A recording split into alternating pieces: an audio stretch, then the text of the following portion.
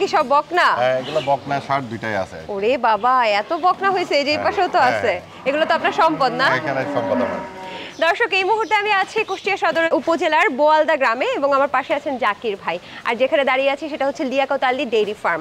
দর্শক, জাকির ভাইয়ের সাথে কথা বলছিলাম এখনকার ডেইরি খামারের অবস্থা নিয়ে। তিনি আমাকে বললেন, আপু জানেন আমি এখন 400 লিটার দুধ উৎপাদন করি, 75টা গাভী আছে এবং অনেক বকনাও আছে। 400 লিটার দুধ যদি তিনি বাজারে বিক্রি করতেন তাহলে 60 টাকা, মানে বর্তমান বাজার মূল্য অনুসারে 60 টাকা লিটার যদি বিক্রি করতেন তাহলে পেতেন প্রায় 24,000 টাকা। কিন্তু তিনি এখন বিভিন্ন শোরুম খুলেছেন, দুগ্ধজাত পণ্য উৎপাদন করছেন এই দুধগুলো থেকে, 400 লিটার দুধ থেকে, এবং সেগুলো নিজের শোরুমেই বিক্রি করছেন এবং সেখানে লিটার প্রতি তিনি 100 টাকা লিটার বিক্রি করতে পারছেন এবং প্রায় 60,000 টাকা, অর্থাৎ 400 লিটার দুধের দাম তখন হয়ে দাঁড়ায় 60,000 টাকা। বুঝতেই পারছেন, একটু যদি প্রসেস করে নেয় তাহলে কিন্তু অনেকটাই লাভবান হয়ে যেতে পারে এবং খামারগুলো টিকে থাকতে পারে, খামারগুলো লাভবান হতে পারে। সবাইকে স্বাগত জানাচ্ছি আকিজ ফিড নিবেদিত Deepto Krishi, powered by Kazi farms, sponsored by AR Malik seeds. Zakir ভাই, আসলেই কি সত্যি মানে দুগ্ধজাত পণ্য যদি উৎপাদন করে তাহলে কি এত টাকা লাভবান হওয়া যায়? আসলে লাভবান বলতে এখানে কষ্ট হতে খরচ আছে আর কি। যেরকম আমি যখন একটা দুধ যখন হচ্ছে 60 টাকা লিটার বিক্রি করতেছি, তখন তো রাখালের খরচ, ইউটিলিটি, কারেন্ট বিল, বিভিন্ন ধরনের বিল তো ওর ভিতরেই আছে আর কি। যখন আমি আমার প্রোডাক্ট আমি আমার দোকানে সেল করতেছি, এটা হচ্ছে 60 টাকা হিসাব, মানে 60 টাকা থেকে 100 টাকা হিসাবে বিক্রি করতেছি। এই কারণে ওইখানেও তো আমার দোকানের কর্মচারী আছে, ওইখানে খরচ আছে, ঠিক আছে। এখানে জাস্ট মানে কি যে একটা ফার্মের যে শুধু দুধ বেচে আসলে কিন্তু একটা ফার্ম চালানো সম্ভব না এখন, কারণ গোখাদ্য তো দাম অনেক বেশি। হিসাব করেন যে এখানে যে খাবারের যে প্রায় 1 লিটার দুধের দাম কিনে 65 থেকে 70 টাকা পড়ে যায় আর কি। অনেক খামারি বলে যে মানে মাঝে মাঝে আমরা যখন যাই, প্রান্তিক খামারিরা বলে যে আমরা টিকে থাকতে পারতেছি না, গোখাদ্যের দাম বেশি, খাবারের দাম বেশি, এত দামের মধ্যে কিভাবে টিকে থাকবো। আমি জানি এই পরিস্থিতি আপনারও হয়েছিল এবং আপনি সেখান থেকে আসলে উঠে আসছেন। এটা কিভাবে উঠে আসছেন? আসলে কি যে আমি প্রথমে তো যখন আমি ফার্ম করি, আসলে সব কিছু তো ফার্ম করা আর কি। সব কিছু ফার্ম করা যখন গরু আমি তো 11টা দিয়ে শুরু করি আর কি। এখান থেকে ধরেন আস্তে আস্তে গরুর প্রতি একটা ভালোবাসা, আমি নিজেই ধোয়াতাম রাখালের সাথে, নিজে খাওয়াইতাম, নিজে মাথা করে ঘাস নিয়ে আসতে আর কি। তাই? হ্যাঁ। কয়টা গরু ছিল তখন? 11টা গাভী ছিল আর কি। তো সেক্ষেত্রে আপনার হচ্ছে গরুর প্রতি ভালোবাসার থেকে গরু আস্তে আস্তে যখন বাড়ে, তখন তো দুধের ক্যাপাসিটি, আমি বিভিন্ন মিষ্টির দোকানে যাই, তখন অনেক মিষ্টির দোকানে আমাকে ডিনাই করে যে না আসলে আমরা দুধ আমাদের লাগে না আর কি। তো সেই ক্ষেত্রে তখন বিভিন্ন বাসা বাড়িতে বিক্রি করেছি, অনেক মানুষ আবার ফার্মে এসে নিয়ে গেছে, এইভাবে চলতে থাকে আর কি। তো আমার যখন আমি বিজনেস করতাম ঢাকাতে, পার্টনারশিপের বিজনেস, তো আসলে ওইখানে একটু মনোমালিন্য, সবার মনের সাথে তো মন মিল হয়নি। তো সেই ক্ষেত্রে আমি চিন্তা করলাম যে না, আমি এমন একটা কিছু করবো যে জিনিসটা হচ্ছে অন্তত আমারই থাকুক আর কি, আমিই করবো। সেখান থেকে আসলে এই গরুরিতে আসা এবং গরুর প্রতি প্রেমটা হচ্ছে, আমি যখন গরুটা নিয়ে আসি, এই সাজাদপুরে যখন একটা ফার্ম থেকে গরু নিয়ে আসে, গরুগুলোর বিভিন্ন নাম ছিল আর কি, রোজিনা, সাথী, সাবানা, এইরকম। তখন এইগুলোকে আমি শাড়ি পালতাম। তো রাখাল যদি বলতো যে রোজিনা, তো রোজিনাই আসতো, রোজিনার বাছুরই আসতো। এই প্রেমটা ছিল হচ্ছে আমার কাছে, এটা খুব ভালো লাগছে। তারপর আমি ফের 5টা কিনে নিয়ে আসি, তখন হয় 16টা আর কি, 16টা বাচ্চা থাকে আর কি, তখন 32টা ইয়ে। তো এই জায়গা থেকে আসলে আস্তে আস্তে করে গিয়ে মাসে মাসে 1-2টা করে বাড়াইছি, আমার নিজের বাগানগুলো আস্তে আস্তে বড় হয়েছে আর কি। এবং আমি যতটুকু জানি যে আপনি নিজে নিজে দুধ নিয়ে যেতেন দোকানে এবং বলতেন আমার দুধটা নেন প্লিজ, এবং অনেক অনুনয় বিনয় করতে হতো। এবং আমি হচ্ছে বিভিন্ন বড় বড় মিষ্টির দোকানে গিয়েছি আর কি, যে আপনি আমার দুধ নেন, এই ফার্মের দুধ নেন, আপনি হচ্ছে ভালোই পাবেন আর কি, একটু ভালো আছে আপনার দিয়ে। তখন ওরা আমাকে ডিনাই করতো যে না আসলে আমাদের দুধ এখন লাগে না, আমরা দুধ অল্প ইউজ করি আর কি। তো আমি বলছিলাম তাহলে দই বানান কীভাবে? হচ্ছে যে আমরা এইভাবে পাউডারটা দিয়ে দই বানাই, আমাদের এখন দুধ লাগে না। পরে যাক আমার আরেকটা দোকানে ওনারকে যায় বলি যে ভাই আমার এখানে ফার্মে এত লিটার দুধ হয়, তা আপনি আমার দুধ আমাকে এই করেন। পরে উনি প্রথম 40 লিটার দিয়ে শুরু করে, পরে যখন উনি ছানা কাটে বা উনি আদার্স প্রোডাক্ট যখন বানায়, তখন দুধের তো ভালো, একটা ভালো, তখন আস্তে আস্তে উনি আমার সকালে যত দুধ হয়তো উনি নিত আর কি। তো এইভাবে আসলে হচ্ছে এই দুধ হচ্ছে বিক্রি করা। হঠাৎ আসলে তো করোনাতে ভাই এমন এক অবস্থা যে নর্মালি আমি হচ্ছে তখন হচ্ছে 420 লিটার দুধ, আমার তো কোনো অপশন নাই। আমি যে দোকানে মিষ্টির দোকানে, যে সব দোকানে আমি দুধ দিই, সেই সব দোকানদাররা তারা হচ্ছে বলে যে ভাই 1 সপ্তাহ লকডাউন দিয়েছে, তো 1 সপ্তাহ দেখেন। তা আমি প্রথম দিন আমি আমার আত্মীয় স্বজন যে যেখানে ছিল তাদেরকে আমি হচ্ছে আপনার ওই সবার বাড়ি আমি দিয়ে আসলাম আর কি। কারণ একজনের বাড়ি 20 লিটার, একজনের 30 লিটার, একজনের 10 লিটার, এবং কে যত জায়গা থাকা লাগবে আর কি। তো সেকেন্ড দিন আমি কী করবো, সেকেন্ড দিন তখন আমি হচ্ছে এই এলাকার লোকজনে দেওয়া শুরু করলাম আর কি। তারপরে আর কি করার চিন্তা করলাম যে যাক আল্লাহ যদি বাসায় ডাকে, দেখি মিষ্টির দোকান করবো আর কি, যদি বাইসি থাকি আর কি। সেখান থেকে এই মিষ্টির দোকানে আসা আমার আশা আর কি। আচ্ছা, এই হচ্ছে মূল হচ্ছে আমার মেন কাহিনী।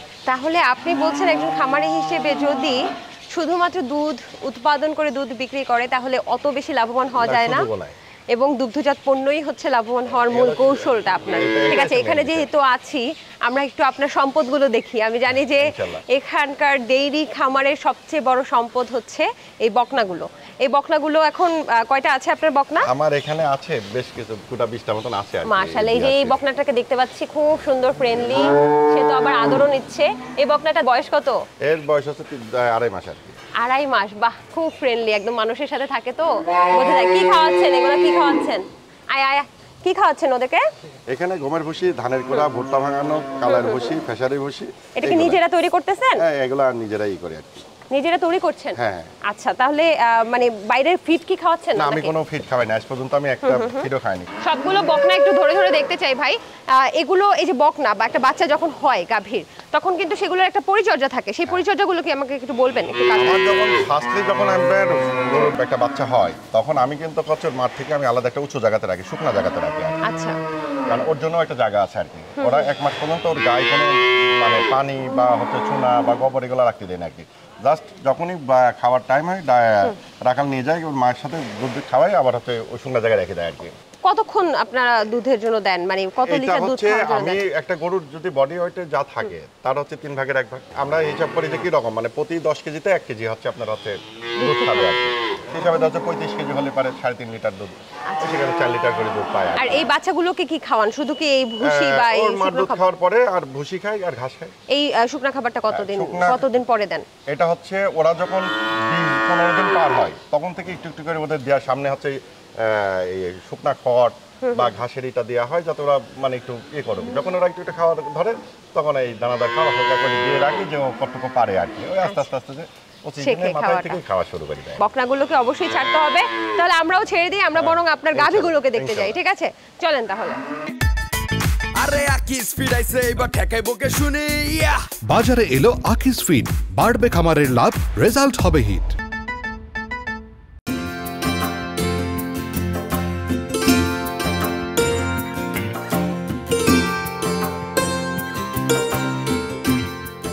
আপনি এই যে এতদিন ধরে ডেইরি করছেন, ঠিক 2015 থেকে 2025, 10 বছরের কাছাকাছি, তাহলে আপনার কি মনে হয় যে ডেইরি খামারিরা কেন আসলে লসের সম্মুখীন হয়? কি ভুল করে তারা? প্রথমত অবস্থায় দুধের মার্কেটটা মেন বিষয়। মার্কেটের হচ্ছে দুধের প্রাইস এর একটা ফ্যাক্ট আছে। দ্বিতীয়ত আপনার হচ্ছে যখন একটা গাভী আপনি পালবেন আর কি, গাভীর যদি হচ্ছে কনসেপ্টের যদি রেটটা যদি আপনি কমে যায় আর কি, ও বাচ্চা কনসেপ্টই করতেছে না, এই একটা বিষয়। আর থার্ড বিষয়টা হচ্ছে যে আপনার একটা বাছুরকে আপনার ডেলিভারি হলো, বাছুর আপনার হচ্ছে 22 না মারা গেল, সেটাও কিন্তু একটা হচ্ছে লসের হচ্ছে মূল কারণ আর কি। তো আপনার একটা ডেইরি ফার্মকে লাভজনক অবস্থায় যেতে হলে পরে প্রথমত খাওয়ার কষ্টটাকে কমাইতে হবে আর কি। আপনার দানাদার খাবারের পাশাপাশি আপনি যত কাঁচা ঘাস খাওয়াইতে পারবেন আর কি। আপনার কি কাঁচা ঘাস? আমার 11 বিঘা জমিতে কাঁচা ঘাস আছে আর কি। আচ্ছা, যত দানাদার খাবার বেশি দেবেন তত তো দানাদার খাবারের কষ্টটা একটু বেশি আর কি। এই একটা কমানোর একটা মেন ইয়ে। আর দুধের মার্কেটটা যদি আপনার মনে হয় 60 থেকে 70 টাকা বা 65 টাকা এর ভিতরে যদি রাখা যায়, সেক্ষেত্রে অন্তত একটা খামারি লস হওয়ার কথা। তার মানে এখন তো ঠিকঠাক আছে দুধ? হ্যাঁ, আমার আলহামদুলিল্লাহ। আচ্ছা, আমরা একটু গরু দেখি। হ্যাঁ, যেহেতু এখানে এসেছি, এগুলো তো মনে হচ্ছে এখনো সব বয়স হয়েছে। হ্যাঁ, এগুলো বয়স হয়েছে। এরও পেটে বাচ্চা দেয়া, এরও পেটে হচ্ছে গত। ও আচ্ছা, এটা গাভীন? এটা কত মাসের? এখনো চেক করিনি, 3 মাস পার হয়ে গেছে আর কি। এগুলা নতুন শুরু হয়েছে আর কি। এখানে বেশ কয়েকটা হচ্ছে আপনার হচ্ছে গবনা আছে আর কি। বাহ, চমৎকার। আর যেমন এটাকে দেখতে পাচ্ছি যে এখন হচ্ছে 3-4 মাস হয়েছে। এই সময়টা তো একটা বাড়তি পরিচর্যা করতে হয়, এবং এটাকে আপনার হচ্ছে অনেকে আছে আলাদা রাখে না। এখন এই বিষয়টা হচ্ছে কি, যে এখানে যেহেতু সব বকনগুলো এখানে আছে না, এই বকনগুলো যখন এর 5 মাস যখন আমি কনফার্ম হয়ে যাবে 5 মাস বয়স, তখন এর জন্য আলাদা ডেলিভারি রুমে আছে আমার পিছনে আর কি। এ বাচ্চা দেবে, বাচ্চার বয়স যখন 1 মাস হবে তখন একে আবার মূল ছেড়ে নিয়ে যাওয়া হবে আর কি। দুধ ছাড়াইতে হয় কত মাসে? আমরা আসলে কিছু কিছু বাছুর আছে যে যখন ও কনসেপ্ট হয়ে যায়, যেমন একটা গরু বাচ্চা দেওয়ার পরে, বাচ্চা কনসেপ্ট করার পরে, অনেক বাছুর অনেক গরুই আছে যে আমার দুধ হচ্ছে নেক্সট ডেলিভারির আগ দিন পর্যন্ত দুধ হয়। আর আমরা চেষ্টা করি যে হচ্ছে যখনই 8 মাস শেষ হবে, 9 মাস পড়ার সময় আমরা হচ্ছে দুধ বন্ধ করে দিই আর কি। চমৎকার। এটা তো পুরোপুরি 100% কি হলে? এটা হচ্ছে এর 20টা দেওয়া ছিল হচ্ছে, এর মা ছিল হচ্ছে আপনার হচ্ছে 75%, আর এর 20টা দেওয়া ছিল 85 আর কি। প্রায় 100%-এর কাছাকাছি। দেখেন গরুর ইয়েটা, এর মাজা থেকে শুরু করে এর ঘাড়, কান সবগুলা কিন্তু হচ্ছে একটা আলাদা একটা ইয়ে আর কি। তারপরে থেকে আমি যত গরু বাচ্চা আমার বাচ্চা হয়েছে, আমি এগুলোকে যে একটা রেজিস্টার্ড আছে আমার, আমি রেজিস্টার অনুযায়ী হচ্ছে রাখি যে এ কোন বুলেট বীজ আর কি, ঠিক আছে? বাবা খেয়েছিল? হ্যাঁ, একে আবার দিছি আমি আরেকটা আর কি, মানে এরকম করি। কারণ এখানে তো আসলে আমাদের পানি সম্পদ অধিদপ্তরের যে বুলেট এইগুলো হিস্ট্রিগুলো তো আসলে আমাদেরকে এখানকার যে এআই কর্মী এরা তো আমাকে দেয় না আর কি। এখানে দেখতে পাচ্ছি এটাকে বীজ দেওয়া হয়েছে, কি কনসেপ্ট নিয়েছে? 15 দিন দিয়েছে, এখনো তো চেক করা হয়নি। চেক করা হয়নি? না। আচ্ছা, এইটা থেকে বয়স কত হতে পারে ভাই? এর বয়স হচ্ছে এই 15-16 মাস এরকমই হবে। এইটা কি জাতের? এটাও কি হলিস্টাইন হলিস্টাইন ফ্রিজিয়ান? একটু কি মিক্সড আছে মনে হয়। এখানে ওর মা ছিল হচ্ছে একটু মানে ইয়ে টাইপের, শাহিওয়াল নাকি? না, ওর মার মিক্স ছিল আর কি। মার মিক্স ছিল আর কি। আচ্ছা দর্শক, এটা মিক্সড হলিস্টাইন ফ্রিজিয়ান, কিন্তু ওর উপরের কন্ডিশন দেখে মনে হচ্ছে খুব ভালো দুধ দেবে। ভাই একটু কাছে চলে আসেন। আপনারা কিভাবে বুঝেন ধরুন এই বকনাটা, এটা কি ফার্স্ট টাইম নিছেন? হ্যাঁ, ফার্স্ট টাইম 14 মাস বয়স। এই বকনাটা দেখে আমি কিভাবে বুঝবো যে ও ভালো দুধ দিবে কি দিবে না, ওর বাচ্চার রেটটা ঠিক থাকবে কি ঠিক থাকবে না? আসলে এখানে যে একে যখন আমি ওর মাকে যখন বিষটা দিয়েছিলাম তখন আমি অনেক জিজ্ঞেস করে বিষটা দিয়ে আর কি। আচ্ছা, এখন যেহেতু বকন আমার এখানে আসছে আর কি, তো মূলত আসলে গরুর ওলানের ইয়েটা সাইজটা দেখতে হয়। আচ্ছা, ওলানের সাইজ এটা মানে একটু চড়া থাকতে হয়। তো এটা তো অ্যাজ ইউজুয়াল আগা পিছে সবই সমান আর কি। তারপরেও আমার কাছে যেটা ওর বাটের ইয়েটা ভালো ছিল, চামড়াটা খুব পাতলা আছে। আচ্ছা, তো এই ক্ষেত্রে কানটাও ছোট আছে। চামড়া পাতলা বলতে চামড়া এর চামড়া পাতলা থাকলে কি ভালো হয় গাভীর জন্য? হলিস্টাইন ফ্রিজিয়ানের জন্য চামড়া পাতলাটা হচ্ছে মেন বিষয় আর কি।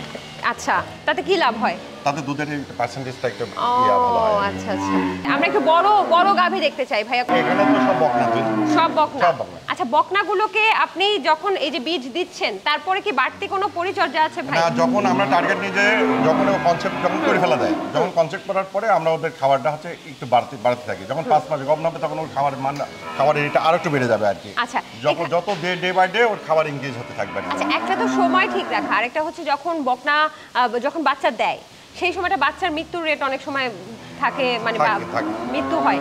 তো সেই ক্ষেত্রে কি সতর্কতা নিতে হবে? সতর্কতা হচ্ছে যে যখন বাচ্চারা ডেলিভারি হবে আর কি, হওয়ার পরে একে প্রথমত অবস্থায় এর গাইতে বাছুরের গায়ে কোনোভাবে কোনো চুনা, পানি, গোবর এগুলো যেন না লাগে আর কি। কারণ ওটা ভাইরাসটা হচ্ছে মেন।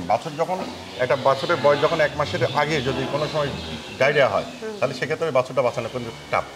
এই জন্য যত শুকনো জায়গায় রাখা যায়, যত শুকনো জায়গায় রাখবেন তত হচ্ছে বাছুর সেফ থাকবে আর কি। আচ্ছা, আমি যতটুকু জানি যে আমি ঢোকার সময় দেখছিলাম যে আপনার দুধ দিয়ে কিছু একটা তৈরি হচ্ছে। আচ্ছা, হ্যাঁ, দুধ দিয়ে পেয়ারা সন্দেশ তৈরি হচ্ছে, দুধ দিয়ে দই তৈরি হচ্ছে, দুধ দিয়ে ছানা কাটা হচ্ছে। আচ্ছা, পেয়ারা সন্দেশ তো শেষ, তাহলে আমি কি আপনার ওখানে কি হচ্ছে এখন? দই দেখবেন? দই দেখাবেন? চলেন একটু দেখি। আরে আকি স্পিড আইছে এবার ঠেকাইবো কে শুনি। বাজারে এলো আকিস ফিড, বাড়বে খামারের লাভ, রেজাল্ট হবে হিট।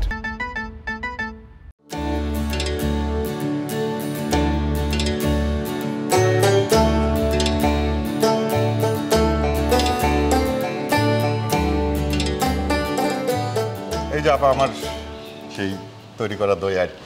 আচ্ছা, এখানে তাহলে দই তৈরি হয় না? এখানে এসে দই তৈরি করা কয়টা হয়। চুলা এখানে? এখানে চুলা আছে 6টা। ওরে বাবা, তাহলে তো সক্ষমতা কত, উৎপাদন সক্ষমতা? এখানে প্রতিদিন হচ্ছে 10 মণ দই করা যায়। সেগুলো সব বিক্রি হয়? হ্যাঁ, সব বিক্রি হয়। ওরে বাবা ভাই, আমি তো বেশি কথা বলতে পারছি না, কিছু মনে করবেন না, মানে এই জিভে জল চলে আসছে, একটু এই দই যে খেতে বগুড়া দই দেবেন? খাইছেন না, এখন হচ্ছে আমাদের Liaquat Ali dairy and sweets এর হচ্ছে দই খাই দেখেন আর কি। দেন, দেখেন কি কি মেশান এখানে? এখানে শুধু দুধ আর চিনি। দর্শক দেখুন কেমন লাল দই, এবং এই যে দেখেন শর্টটা, আমরা দুধ অনেকক্ষণ জাল দিলে যেমন সর হয়ে যায় তেমনি শর্টটা হয়ে গেছে। গরম তো না? না না ভাই সুপার সুপার, মানে মনে হচ্ছে দুধের সরে কামড় দিচ্ছি। চিনি মিশ্রিত না? হ্যাঁ, চিনি, কিছুটা চিনি, মনে হচ্ছে একদম খাঁটি দুধ। দুধের যে একটা ফ্লেভার আছে না, অসাধারণ অসাধারণ, আমার আসলেই ভালো লেগেছে। মানে বগুড়া দইও আমি খেয়েছি, ওটাও খুব মজা। এটা না ডিফারেন্ট টেস্ট, বগুড়া দইয়ের সাথে মিলাতে পারবেন না। এই ডিফারেন্ট টেস্টটা হচ্ছে আপনার মনে হবে যে অনেক দুধ জাল দিলে যে একটা স্বর হয়, সেটা খাওয়ার পরে যেমন মুখের মধ্যে একটা মিষ্টি ফ্লেভার হয়, সেটা কিন্তু আমি পাচ্ছি। ভাই এটা তাহলে তো রাখেন, আমি একটু কথা বলি আপনার দই নিয়ে। বলছিলেন যে প্রতিদিন কতখানি হয়? 10 মণ। 10 মণ তাহলে আমি একটু জানতে চাচ্ছি এই দইয়ের চাহিদা কেমন এখানে? কুষ্টিয়া তো বেশ চাহিদা, কারণ বগুড়া দই হিসাবে তো বেশ মানে সারা বাংলাদেশে একটা চাহিদা আছে। তবে আমাদের কুষ্টিয়াতে তো ফার্স্ট আমি নিয়ে আসছি আর কি। আচ্ছা, অনেক মিষ্টি দোকানের তো ছিলই, কিন্তু আমি ফার্স্ট নিয়ে আসছি এবং আমার এইটা আমি দিতেই পারি না আর কি। আচ্ছা, কারিগর কোথা থেকে আনছেন? কারিগর আমি বগুড়া থেকে নিয়ে আসি আর কি। তার মানে হচ্ছে দুধ উৎপাদনের সাথে যারা জড়িত, এখানে তো দই উৎপাদনের সাথে আরো মানুষের কর্মসংস্থান হ্যাঁ, অনেক হয়েছে। কর্মসংস্থান দইয়ের সাথে এখানে কতজনের কর্মসংস্থান? দইয়েতে আছে হচ্ছে আপনার দুইটাতে আছে হচ্ছে 10 জন। 10 জন। আর ওই দুধ উৎপাদনে আপনার খামারে ওইখানে আছে হচ্ছে আপনার হচ্ছে 16 জন। মোট কত মানুষ আপনার সাথে আমার জড়িত? 52 জন লোক কাজ করে। 52 জন। দর্শক বুঝতেই পারছেন, একটা ব্যবসা করে শুধু নিজের কর্মসংস্থান না, 52 জনের কর্মসংস্থান। এর সাথে আছে আবার ভোক্তা, ভোক্তা পাচ্ছে নিরাপদ খাদ্য। আচ্ছা, আমি একটু জানতে চাচ্ছি যে এই যে আপনার মিষ্টি বা অন্যান্য বাজারে অন্যান্য দোকানের সাথে আপনার মিষ্টি দই এগুলোর আসলে পার্থক্যটা কি রাখছেন? যে আপনার যখন আমি এখানে আমাদের উৎপাদিত দুধ থেকে যখন আমি ছানাটা কাটছি, তখন আমার কিন্তু কষ্ট কিন্তু বেশি। আমি যদি বাইরে থেকে কিনে নিয়ে আসি, তখন তো আমি আসলে কম টাকায় দিত ছানা কিনলে তারা আসলে একটা ছানা আলো তো যে ছানা বিক্রি করবে সে তো হচ্ছে লাভ করে বিক্রি করবে আর কি। তো সে তার অবস্থান তো সে করে না হচ্ছে একজন ছানা তৈরি করে পাঠাচ্ছে, সেক্ষেত্রে ওনারা ওনাদের মতনই করতেছে। আর আমার কথা যে আমার গাভীর দুধ দোয়া এখান থেকে ছানা কাটতেছে, ছানার থেকে আপনার হচ্ছে মিষ্টি বানাচ্ছে আর কি, ছানার থেকে দই বানাচ্ছে, এ হচ্ছে আমার কাজ আর কি। তবে ডিফারেন্সটা আপনি যখন বাইরেটা খাবেন আর যখন এই যে আপনি দইটাই তো বগুড়ায় খাইছেন, আপনি আজকে এখানে খাইলেন, আপনার ডিফারেন্সটা কিন্তু এভাবে বোঝা যাবে আর কি। একদমই একদমই। এখানে কতক্ষণ জাল দিতে হয়? এইটা হচ্ছে 8টা থেকে শুরু করেছে জাল, এখন হচ্ছে 2টা পর্যন্ত চলবে আর কি। দর্শক, দই যারা উৎপাদন করে তাদের যে আসলে কত কষ্ট হয় সেটা কিন্তু এখানে কিছুক্ষণ দাঁড়িয়ে থেকে আমি বুঝতে পারছি। আমার শুধু আমি মানে ঘেমে মনে হচ্ছে পুরে একেবারে শেষ হয়ে যাচ্ছে। কিন্তু সরা পুরানো হচ্ছে, কিন্তু এখানে সরা চলে আসছে নাকি?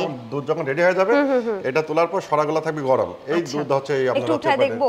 হ্যাঁ দেখুন দর্শক, দেখুন সরা পোড়ানো হচ্ছে। ওরে বাবা, অনেক গরম। তো এখানে হচ্ছে দইগুলোকে আবার রাখা হবে। আচ্ছা, বেশ ভালো। তাহলে আমরা তো এই জায়গাটা দেখলাম। আপনি একটু আপনার আসলে যদি টার্নওভারটা বলতেন।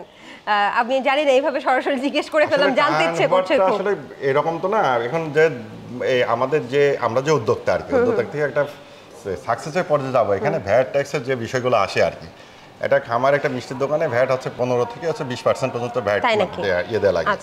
ট্যাক্স ইনকাম ট্যাক্স হচ্ছে খামারের উপর হচ্ছে 15%। আর টার্নওভার বলতে আসলে সেল আল্লাহর রহমতে ভালো হয়, খারাপ হয় না। এভারেজে মাসে আপনার হচ্ছে মানে সব কিছু ফেলাই দিলে 1-2 লাখ টাকা তো থাকেই। এখানে গভর্নমেন্টের যদি একটা সুদৃষ্টি থাকে, বিশেষ করে তরুণ উদ্যোক্তারা যারা হচ্ছে খামার করছে, খামার থেকে আছে এতে আসছে, তাদেরকে সব কিছুতে একটু শিথিল করা উচিত। যেমন অন্য দেশে ওয়ার্ল্ডের সব দেশেই আছে যে আপনি খামারিদেরকে আছে সাবসিডি দিয়া তাদেরকে যেরকম বিদ্যুৎ লাইনটা হচ্ছে বাণিজ্যিকভাবে বিল দেওয়া লাগে আর কি। এটা খামারে বিদ্যুৎ লাইন বাণিজ্যিকভাবে। তরুণ উদ্যোক্তাদের জন্য যারা ডেইরি সেক্টরে আসতে চাচ্ছে তাদের জন্য আপনার কি মতামত? আমি বলবো যে আসলে আপনারা যার যার অবস্থান থেকে যদি দুধের মার্কেট ভালো থাকে যেসব জায়গায়, সেসব জায়গায় তা মানে আলাদা একটা আর যেসব জায়গায় দুধের মার্কেট ভালো না, তারা অবশ্যই এই দুধ দিয়ে বাই প্রোডাক্টগুলো যদি করতে পারে তাহলে হচ্ছে সফলতার মুখ তারা দেখতে পারবে। বাহ, এতদিন ধরে যত খামারি আসলে বলেছে গোখাদ্যের দামের জন্য বা দ্রব্যমূল্যের ঊর্ধ্বগতির জন্য তারা হিমশিম খাচ্ছে, তাদের জন্য মনে হয় আজকে একটা সঠিক সমাধান ভাইয়া দেওয়ার চেষ্টা করেছে। আপনার সাথে কথা বলে অনেক ভালো লাগলো। আপনারা আরো উন্নতি হোক, ভালো থাকেন। ধন্যবাদ আপনাকে। আসসালামু আলাইকুম। কৃষি বিষয়ে যে কোনো তথ্য জানতে ও জানাতে লিখতে পারেন এই ঠিকানায়। দীপ্ত কৃষি, প্লট 7/A/গ, তেজগাঁও শিল্প এলাকা, ঢাকা 1208। আপনারা চাইলে ইমেল করতে পারেন krishi@dipto.tv এই ঠিকানায়, অথবা ফোন করতে পারেন 0178-768-2832 নম্বরে। শুক্রবার ছাড়া প্রতিদিন সকাল 9টা থেকে বিকেল 5টা পর্যন্ত। দর্শক, গরুর খামার কেন, যে কোনো খামার বা ব্যবসা প্রতিষ্ঠানে আপনি যদি লাভবান হতে চান তাহলে অবশ্যই প্রথমেই আপনাকে মার্কেট বিবেচনা করতে হবে। অর্থাৎ আপনি যে প্রোডাক্টটা বা যে খামারের মাধ্যমে যে পণ্যটা উৎপাদন করছেন সে পণ্যটা আসলে কোথায় যাবে, কি দামে বিক্রি হবে, কি করে বিক্রি করবেন, কোন দামে বিক্রি করলে বা কিভাবে বিক্রি করলে, প্রসেসড উপায়ে বিক্রি করলে আপনি ভালো টাকা পাবেন, দাম পাবেন, লাভ পাবেন, সেটার উপরে কিন্তু আপনার ব্যবসায়িক সফলতা নির্ভরশীল। যেমনটা দেখলেন আজকের গরুর খামার থেকে, তিনি শুধু যদি দুধ উৎপাদন করতেন তাহলে কিন্তু এত বেশি লাভবান হতে পারতেন না বা খামার টিকিয়ে রাখাটাই মুশকিল থাকতো। আস্তে আস্তে তিনি খামার বর্ধিত করেছেন, শেডের সংখ্যা বাড়িয়েছেন একটা কারণেই, সেটা হচ্ছে তিনি প্রসেসড ফুড অর্থাৎ গরুর দুগ্ধজাত পণ্য, গরুর যে দুধের দুগ্ধজাত পণ্য উৎপাদন করে সেটা বিক্রি করে তিনি কিন্তু লাভবান পর্যায়ে আছেন। আজকের মতো আমি সমৃদ্ধি বিদায় নিচ্ছি। আকিস ফিড নিবেদিত Deepto Krishi, powered by Kazi farms, co sponsored by AR Malik sets.